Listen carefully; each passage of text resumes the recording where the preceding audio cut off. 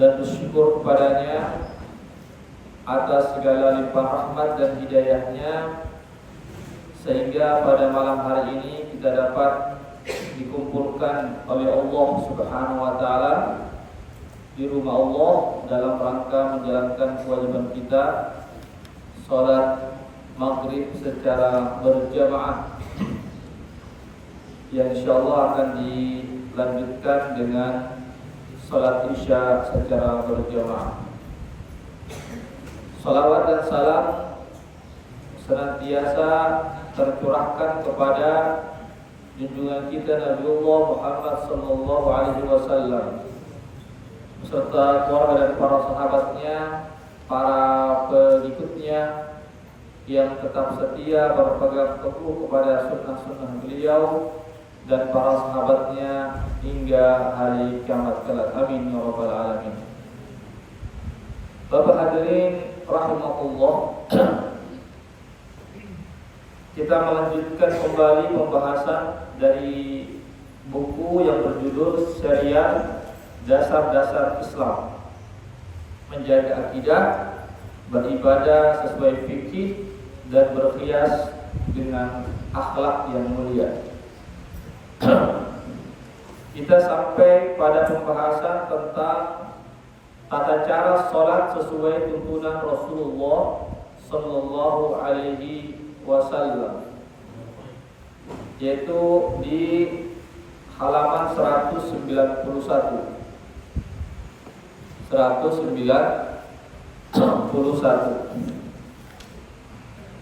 Ya. Sebelumnya beberapa kali pertemuan kita sudah membahas tentang fadilah atau keutamaan sholat, perintah, ya, dan juga ancaman bagi orang yang meninggalkan sholat secara sengaja. Ya, itu sudah kami jelaskan beberapa kali pertemuan itu, ya, pada halaman sebelumnya. Sekarang kita masuki tentang tata caranya. Bagaimanakah tata cara sholat sesuai tuntunan Rasulullah sallallahu alaihi wasallam.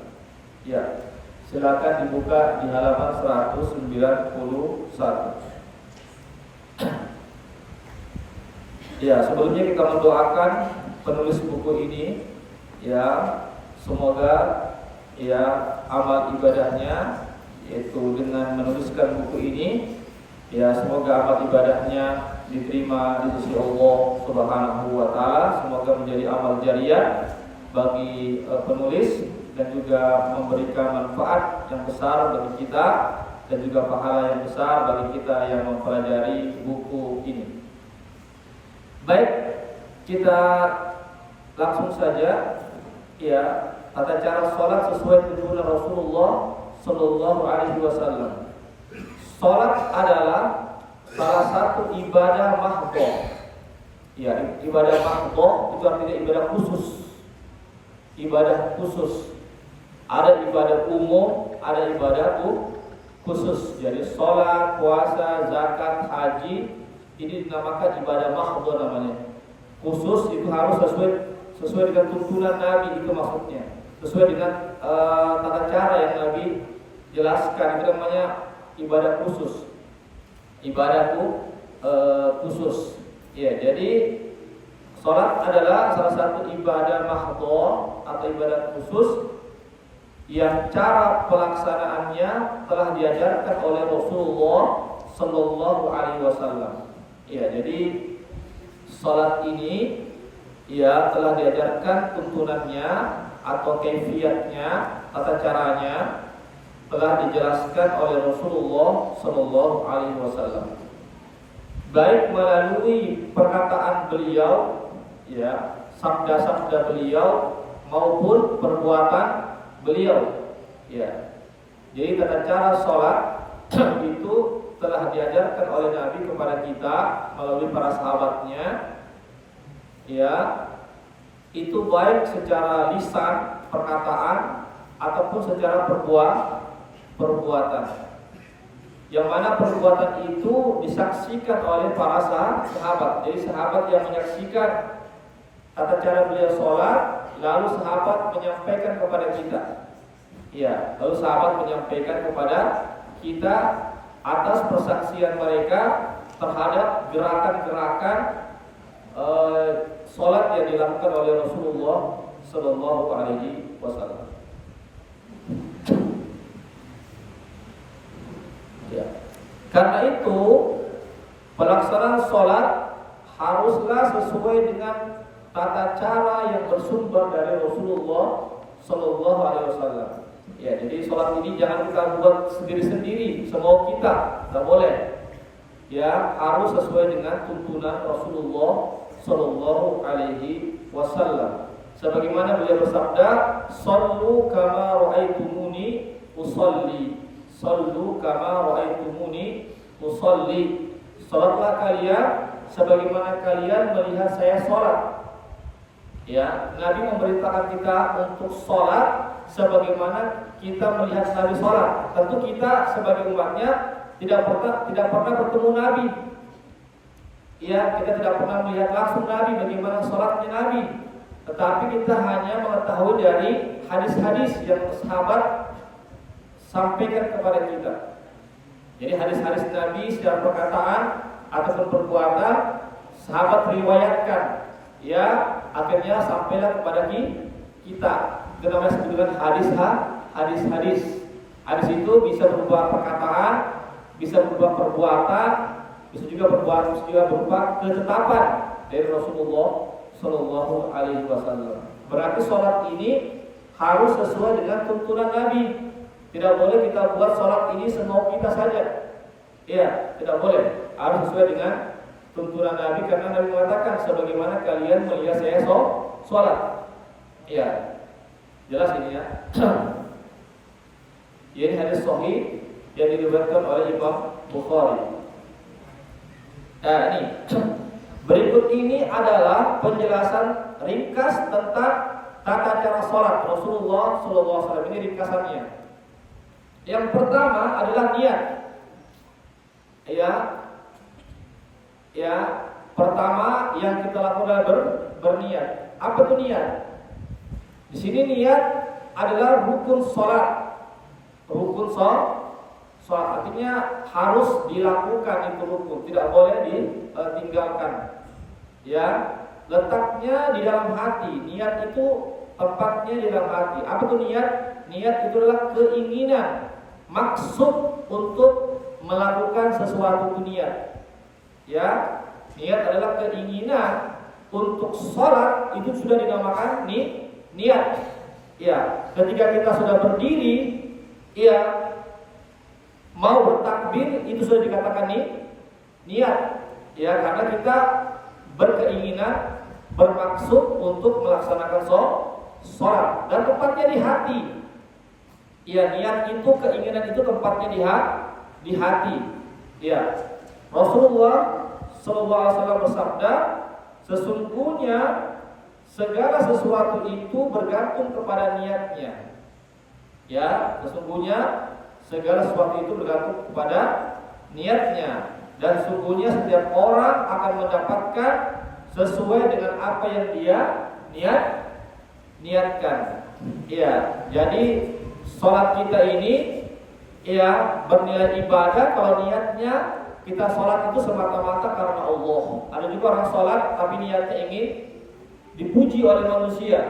Ya, dia sholat ya, atau dia beribadah ya, tapi niatnya adalah untuk dipuji oleh manusia. Maka niatnya salah, maka dia berdosa, tidak mendapatkan apa-apa.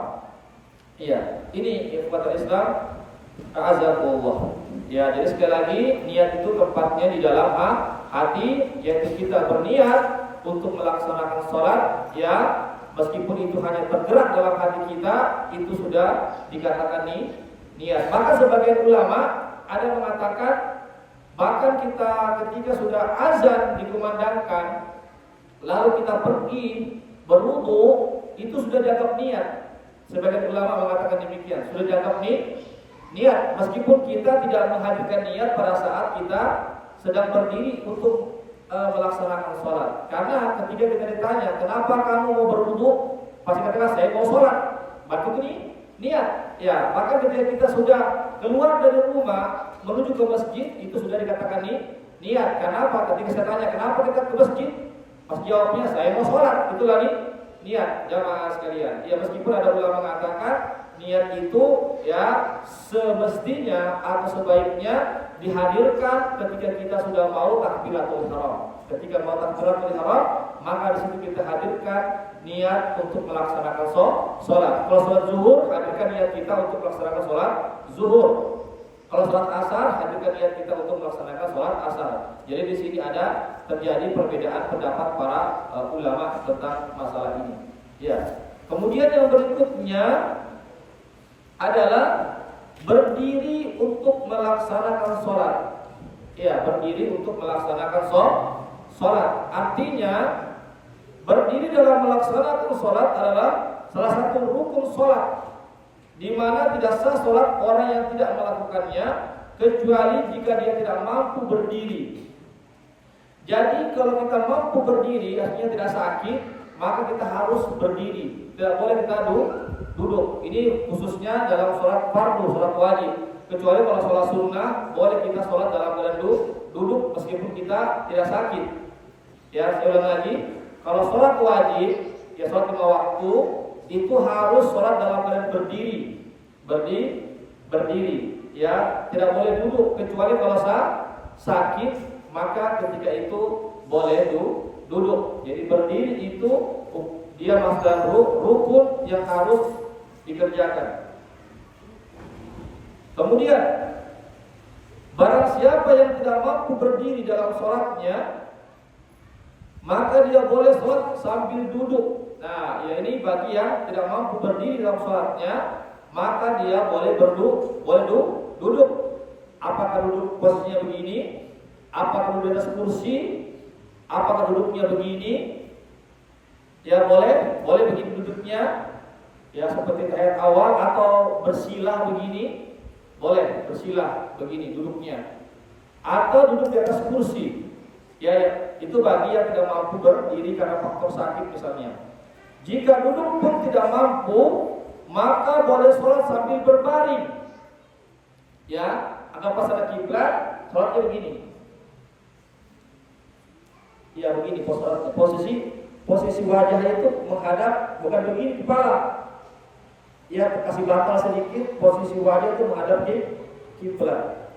Ya, atau juga begini, posisi kaki menghadap kiblat dan dikasih batal sedikit supaya kepala bisa menghadap kiblat.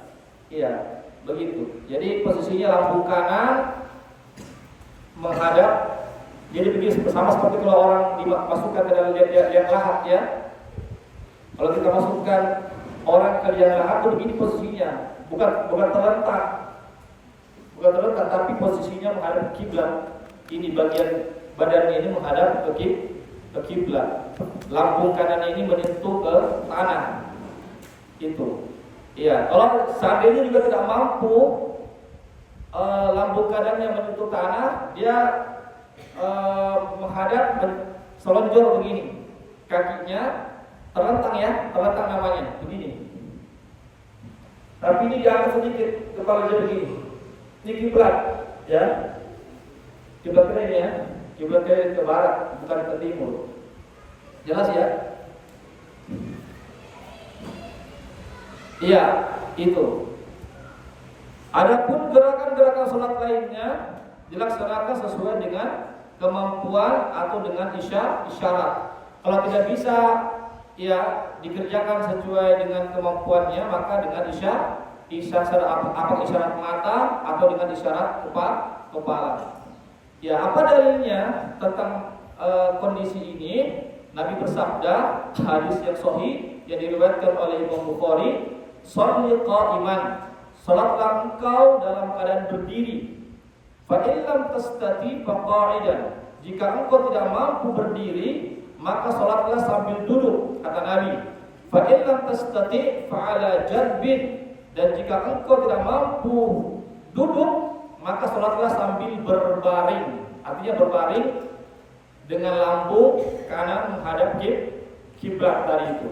Ya, atau secara terlentang kaki menghadap ke arah kiblat. Ya. Setelah itu apa yang kita lakukan? Takbiratul ihram. Takbiratul ihram itu ucapan Allahu Akbar. Allahu Akbar itu. Jadi takbiratul ihram itu ucapan Allahu Akbar. Ya. Itu namanya takbiratul ihram. Ya, bukan cuma sekedar tangan diangkat, mulut tidak mengucapkan Allahu Akbar. Salat kita tidak sah. Contoh. Tidak sah itu salat. Harus Allahu Akbar sebutkan. Ya. Tidak perlu kita terlalu nyari karena akan mengganggu orang di samping kiri. Ya, cukup Allah. Ya, yang penting ada gerakan lidah dan bibir terucap. Minimal kita sendiri yang mendengarkannya. Ya, tapi kalau kita cuma begini dan bergerak cuma dalam hati saja, Allahu Akbarnya hanya terucap dalam hati, bukan terucap di bibir, tidak sah salat kita. Ya, jelas ya. Jadi yang dimaksud takbiratul ihram itu ucapan Allahu Akbar, bukan gerakan tangan. Gerakan tangan ini hukumnya sunnah. Seandainya kita tidak mengangkat tangan, tetap sah salat kita. Contoh, Allahu Akbar. Sah salat saya. Allahu Akbar. Sah salat saya. Saya tidak mengangkat kan? Tidak mengangkat. Tapi kalau saya angkat tangan tidak ucapkan Allahu Akbar, meskipun kecil yang kita ucapkan tidak sah. Contoh. Ya. Tidak sah meskipun kita ucapkan dalam hati. Jadi semua bacaan-bacaan dalam sholat itu harus diucapkan, harus ada gerakan bibir. Ya, tidak boleh bibir itu diam. Ya, jelas ya. Ketika melakukan takbiratul ihram, disunahkan mengangkat, disunahkan. Hukumnya sunnah ini ya. Tidak wajib dan juga rukun. Ya. Disunahkan untuk mengangkat kedua tangan sejajar dengan bahu ini, sejajar dengan bahu. Ya begini, posisinya begini ya, sejajar dengan bahu. Ya jadi begini, Allahu Akbar. Ya bukan jauh juga terlalu jauh begini. Allah terlalu jauh, tarik. Allahu Akbar, ditarik begini. Ya, tarik Allahu Akbar, bukan Allahu Akbar terlalu jauh, tarik Allah begini, sejajar dengan bahu. Ya, disebutkan di sini. Tapi dalam ini ada ini. Ini ada hadisnya. Hadisnya apa? Hadis riwayat Abu Dawud. Abu Hurairah radhiyallahu anhu berkata, apabila Rasulullah SAW bertakbir untuk sholat, beliau menjadikan kedua tangannya sejajar dengan bahu. Sejajar dengan bahu begini posisinya, sejajar dengan bahu. Ya, sejajar dengan bahu. Posisinya ya, beliau menjadikan kedua tangannya sejajar dengan kedua bahu beliau. Ya, apabila ruku beliau melakukan itu. Ya, begitu juga ketika ruku beliau juga mengangkat tangannya. Allahu Akbar, Allahu Akbar, begitu. Apalagi ya, apabila bangkit dari ruku, untuk sujud, maka beliau juga bertakbir dengan mengangkat kedua tangannya. Ya, ketika hendak sujud, ya, setelah ruku berdiri ketika sujud, tapi beliau tidak mengangkat tangan ketika sujud. Ketika sujud beliau tidak mengangkat tangan, hanya ketika bangkit dari ruku, ya, hanya beliau mengucapkan Allahu Akbar saja, tidak mengangkat tangan ya ketika dari ruku ke sujud itu. Ya. Dan apabila bangkit dari rakaat yang kedua, beliau bertakbir. Ya, beliau bertakbir, tapi tidak mengangkat tangan, ya. Ya, tidak mengangkat tangan ketika bangkit dari sujud menuju ke rakaat yang kedua. Ya. Kemudian Malik bin ini hadis riwayat Abu Dawud. Malik bin Al-Huwairis mengabarkan bahwasanya Rasulullah apabila bertakbir beliau mengangkat kedua tangannya hingga sejajar dengan kedua telinganya. Ini riwayat yang lain. Riwayat yang lain yaitu sejajar dengan kedua telinganya, berarti ini sejajar dengan kedua telinganya, sejajar ini, sejajar. Begini posisinya. Ya, ini menghadap kiblat, ya menghadap ke kiblat kedua telapak tangan, bukan begini ya, bukan begini, tapi begini. Sejajar. Ini jadi ada dua riwayat. Jadi boleh sejajar dengan pundak atau sejajar dengan apa namanya? Kedua telinga. Ya boleh. Ya kita bisa mau pilih salah satunya. Itu boleh. Ya. Kemudian setelah itu, setelah takbiratul ihram, yaitu membaca doa iftitah. Membaca doa iftitah. Doa iftitah dibaca setelah takbiratul ihram sebelum membaca surah Al-Fatihah. Iya. Doa ini dibaca dengan suara pelan atau tidak dinyaringkan. Ada beberapa macam lafal doa iftitah yang dicontohkan oleh Rasulullah Sallallahu Alaihi Wasallam. Iya, jadi ada beberapa lafaz atau bacaan atau doa iftitah. Boleh kita pilih salah satunya. Contohnya diantaranya Allahu Akbar kabira, walhamdulillahi katsira, wa subhanallahi bukratan wa asila. Silakan. Kalau kita mau baca ini silakan. Atau ya subhanakallahumma wa bihamdika wa tabarakasmuka wa ta'ala jadduka wa la ilaha ghairuka. Silakan. Kalau ada yang hafal ini silakan dibaca ini. Atau ini agak panjang, Allahumma ba'id baini wa baina khotoyaya kama ba'adta bainal masyriqi wal maghribi. Allahumma naqqini min khotoyaya kama yunaqqa thawbul abyadu minad danas. Allahumma ighsilni min khotoyaya bisalji wal ma'i wal baradi. Iya, silakan kalau kita membaca hafal ini silakan dibaca. Jadi doa iftitah ini hukumnya sunnah. Seandainya kita tidak baca, sholat kita tetap sah, tetapi berkurang kita punya pahala. Pahala sholat kita berkurang, tetapi tidak membatalkan sholat seandainya tidak dibaca. Iya, karena hukumnya sunnah. Kemudian setelah itu membaca surah Al-Fatihah, membaca surah Al-Fatihah. Ya. Jadi membaca surah Al-Fatihah ini termasuk salah satu rukun sholat. Rukun sholat itu harus dikerjakan. Harus dikerjakan itu rukun sholat, tidak boleh ditinggalkan. Kalau ditinggalkan maka sholat kita batal. Minimal rakaatnya yang batal. Apa dalilnya? Bahwasanya Al-Fatihah itu harus dibaca. Nabi bersabda, la sholata liman lam yaqra bi Fatihatil kitab. Ini hadis sahih riwayat Bukhari dan Muslim. Tidak sah sholatnya orang yang tidak membaca surah Al-Fatihah. Tidak sah sholatnya orang yang tidak membaca surah Al-Fatihah. Kemudian sebelum membaca Al-Fatihah, terlebih dahulu membaca isti'adzah, yaitu a'udzubillahi minasyaitonir rajim. Ini khusus di rakaat pertama saja. Khusus di rakaat pertama kita disunnahkan membaca a'udzubillahi minasyaitonir rajim, baru membaca surah Al-Fatihah. Tapi membaca a'udzubillahi minasyaitonir rajim hukumnya sunnah, tidak wajib dan juga rukun. Seandainya dari baca, salat kita tetap sah. Apa dalilnya? Kita diperintahkan atau dianjurkan untuk membaca ta'awuz sebagaimana firman Allah Subhanahu wa taala dalam surah An-Nahl ayat 98, "Fa idza qara'tal Qur'ana fasta'id billahi minasyaitonir rajim." Dan apabila engkau membaca Al-Quran, maka hendaklah engkau memohon perlindungan kepada Allah dengan membaca a'udzubillahi minasyaitonir rajim. Ini perintah tetapi hukumnya tidak wajib, tetapi sangat dianjurkan. Kemudian membaca basmalah. Dan setelah a'udzubillahi minasyaitonir rajim, kita membaca basmalah. Ya, membaca basmalah itu bismillahirrahmanirrahim, itu basmalah namanya ya. Ya. Kemudian membaca basmalah baik dalam salat yang jahar yang suaranya dikeraskan seperti salat subuh, salat maghrib, salat isya, ini namanya salat yang dikeraskan suaranya, maupun dalam keadaan salat sir. Sirnya salat yang tidak dikeraskan suaranya seperti salat zuhur dan salat asar.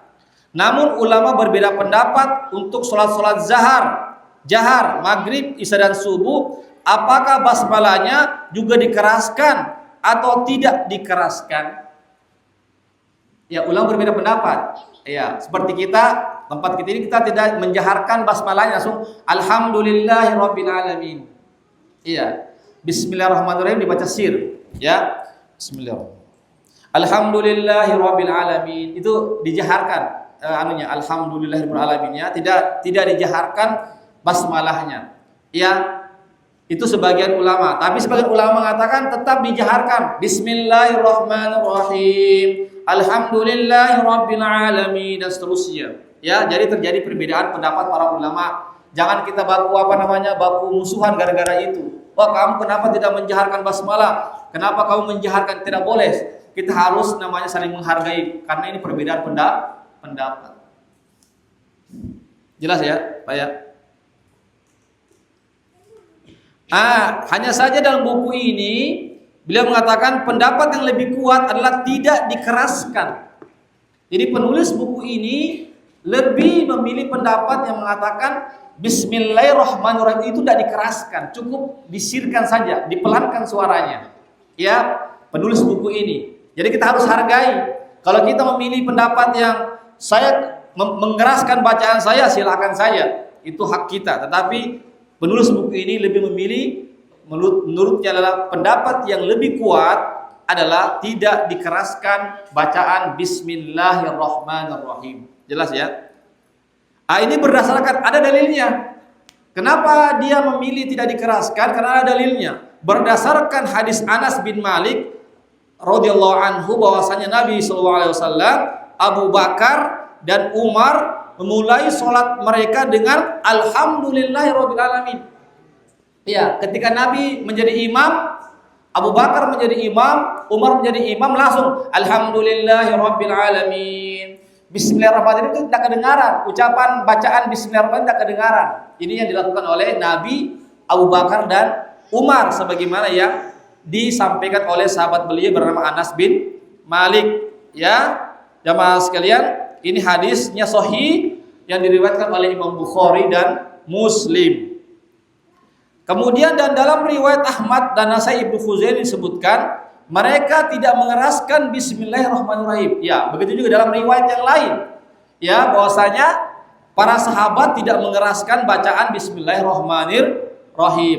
Akan tetapi masalah ini termasuk masalah khilafiyah, perbedaan pendapat para ulama yang tidak perlu dibesar-besarkan. Jangan sampai kita bermusuhan hanya karena ini. Ada apa terjadi, Pak? Bermusuhan, tidak mau saling sapa hanya karena gara-gara ini. Iya, satu yang menjaharkan basmalah, satu yang tidak. Padahal ulama terdahulu tidak pernah mereka saling bermusuhan. Mereka berlapang dada, saling menghargai perbedaan pendapat. Kenapa kita yang datang belakangan kita bermusuhan gara-gara ini, pecah gara-gara ini. Jamaahnya pecah gara-gara pecah hati gara-gara persoalan perbedaan pendapat para ulama. Jadi itu ya, ini sebagaimana yang disebutkan dalam kitab ini. Akan tetapi masalah ini termasuk masalah khilafiyah yang tidak perlu dibesar-besarkan. Ya, sebab mengeraskan basmalah atau tidak mengeraskan, salatnya tetap sah. Salat tetap sah. Ya, salat tetap sah karena apa? Ya karena masing-masing ada pendapatnya, ada dalilnya. Ya, hanya saja yang mengeraskan basmalah di sini tidak dicantumkan apa dalilnya. Ya, yang mengeraskan basmalah dan dicantumkan di dalilnya. Karena penulis buku ini lebih memilih pendapat yang tidak mengeraskan basmalah, maka dia mendatangkan dalilnya. Ya, tapi dia juga legowo, dia juga berbesar hati bahwa ini masalah khilafiyah. Iya, dan masalah khilafiyah sekali lagi para ulama tentu ada dalilnya. Para ulama tidak berbicara asal-asalan, pasti ada dalilnya. Jelas ini ya. Jadi kita jangan baku bentrok, baku bermusuhan, tidak mau kita berteman, tidak mau kita berbicara bersama jemaah hanya karena persoalan ya menjaharkan bismillah dan tidak menjaharkannya. Ini harus kita berbesar hati dalam masalah ini. Kemudian setelah itu adalah membaca amin ya. Jadi setelah kita selesai membaca Al-Fatihah, membaca amin. Apa artinya amin? Kabulkanlah ya Allah. Karena kan surah Al-Fatihah ini kan sebenarnya permintaan doa ya. Jadi dalam surah Al-Fatihah itu sebagaimana sudah saya jelaskan pada pertemuan sebelumnya ya tentang kandungan bacaan salat itu ada di situ berisi permintaan kita kepada Allah. Maka jamaah ketika imam membaca waladdallin amin, begitu disebutkan dalam hadis, itu suara masjid itu ramai ketika itu, artinya besar. Ya sahabat semua yang di belakang juga amin. Jangan diam. Meskipun hukumnya tidaklah wajib. Seandainya kita diam saja sah salat kita, tapi sebaiknya kita ikut semua. Yang di saf pertama, saf kedua, ketiga. Amin. Jangan juga terlalu keras suaranya. Ya, sedang-sedang saja. Amin. Oh, jangan juga ya, artinya sedang-sedang saja ya, jangan juga terlalu berlebih-lebihan. Ya, tapi jangan juga diam karena ada hadisnya ini. Saya bacakan sebentar. Ini Nabi bersabda, ya, hadisnya sahih yang diriwayatkan Imam Bukhari dan Muslim. Apabila imam mengucapkan amin, maka ucapkanlah amin. Ya, maka kita sebagai makmum mengucapkan amin. Karena sesungguhnya barang siapa yang aminnya bertepatan dengan aminnya malaikat, maka diampunkan dosanya yang telah lalu. Wah, ini pentingnya kita membaca amin. Karena malaikat juga mengucapkan amin. Cuma kita tidak mendengar. Iya, jadi ketika sholat, malaikat juga hadir bersama kita. Cuma malaikat tidak kelihatan, dia di alam gaib. Tetapi dia juga mengucapkan amin. Makanya kita pun juga mengucapkan amin. Jika bersamaan amin kita dengan amin malaikat, kata Nabi, insya Allah dosa kita diampunkan oleh Allah Subhanahu wa Ta'ala. Jadi kalau kita ingin diampunkan dosa kita oleh Allah, ucapkan amin, jangan diam. Jangan diam. Ya, meskipun diam itu juga hukumnya tidaklah wajib membacanya, tapi sangat disunnahkan. Jelas Pak ya? Ya. Ucapan amin ini dibaca baik oleh imam, makmum atau orang yang sholat sendirian. Ya, imam juga baca amin, makmum juga baca amin, yang sholat sendirian juga baca amin. Ya, jelas ya. Kemudian setelah itu yang keenam adalah membaca surah setelah surah Al-Fatihah. Ya, jadi setelah kita membaca surah Al-Fatihah, kita disunahkan membaca surah. Jadi membaca surah ini hukumnya sunnah. Seandainya kita tidak baca, sholat kita tetap sah, tetapi berkurang kita punya pahala. Itu kalau sunnah ya. Ya, jadi kita membaca surah yang kita hafal. Ya, apa yang kita hafal. Biar surah pendek, surah Al-Ikhlas misalnya, Al-Falaq, An-Nas, ya. Yang penting kita hafal surah tersebut. Jadi membaca surah itu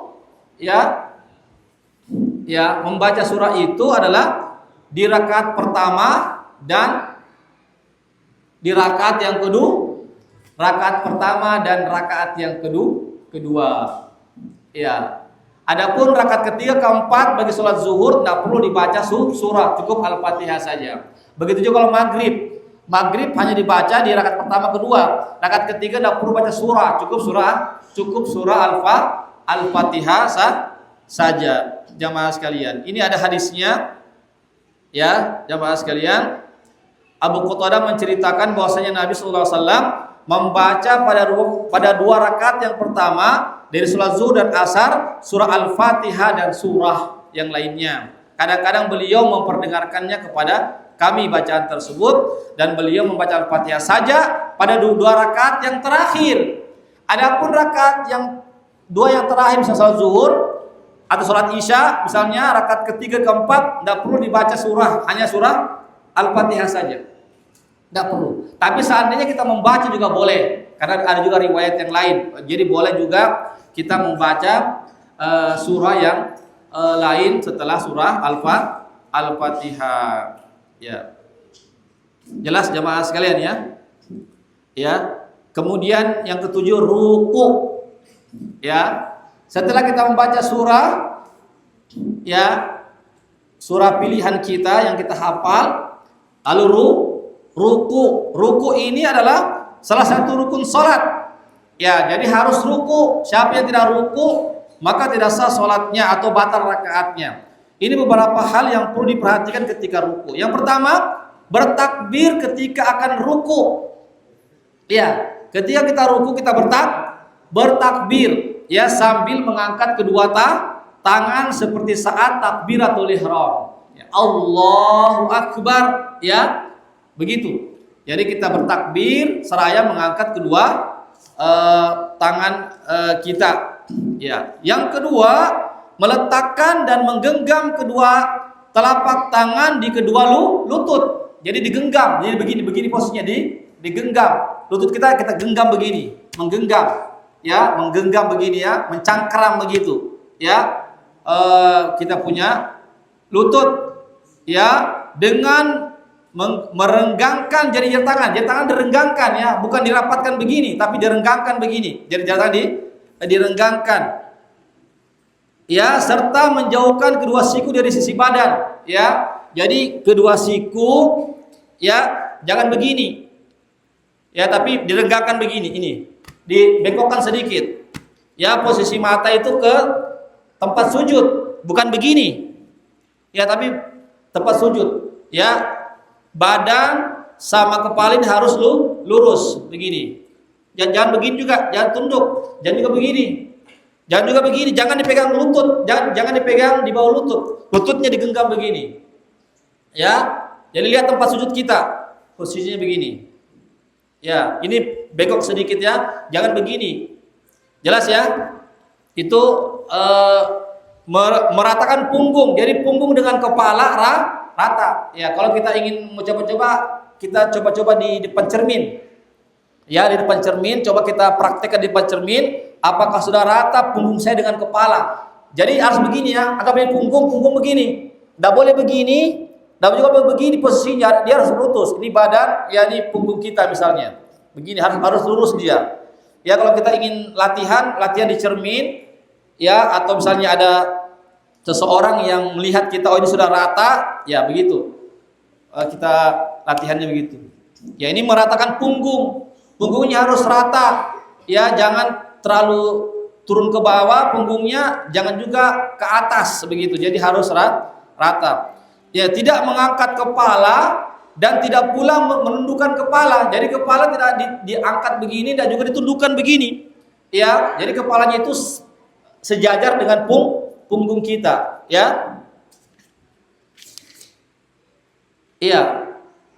Kemudian tumaknina dalam ruku. Apa arti tumaknina dalam ruku? Tenang. Jangan terburu-buru ketika ruku. Ya, jangan terburu-buru ketika ruku.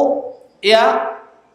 Jadi ukuran tumaknina itu minimal kita membaca subhana rabbiyal azim. Itu paling minimal 1 kali. Itu tumaknina. Tapi yang afdolnya baca 3 kali. Ya, subhana rabbiyal azim, subhana rabbiyal azim, subhana rabbiyal azim. Ya, baru sami Allahu liman hamidah begitu. Ya, jadi minimal 1 kali saja. Subhana rabbiyal azim itu sudah cukup, itu sudah dianggap tumaknina. Tapi kalau tidak dibaca, berarti tidak tumaknina.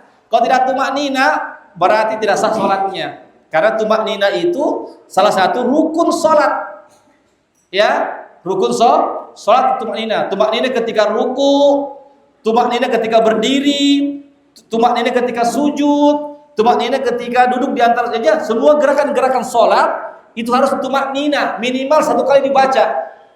Minimal 1 kali dibaca bacaan itu. Itu dinamakan tumaknina. Kalau tidak dibaca, maka kita tidak tumaknina, maka ujung-ujungnya sholat kita tidak sah. Ya, jadi masih panjang ya.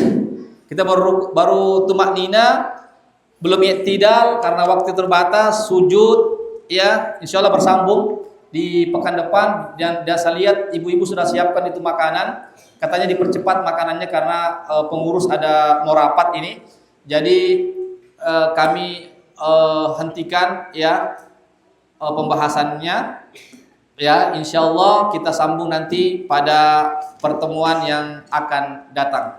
Ya, demikianlah. Ya, Anda perlu buka sesi tanya jawab. Ya, tapi kalau mau bertanya nanti sambil makan saja. Kalau bertanya, ya, karena kalau sesi jawab dibuka akan panjang ini. Barangkali ini yang bisa kami sampaikan.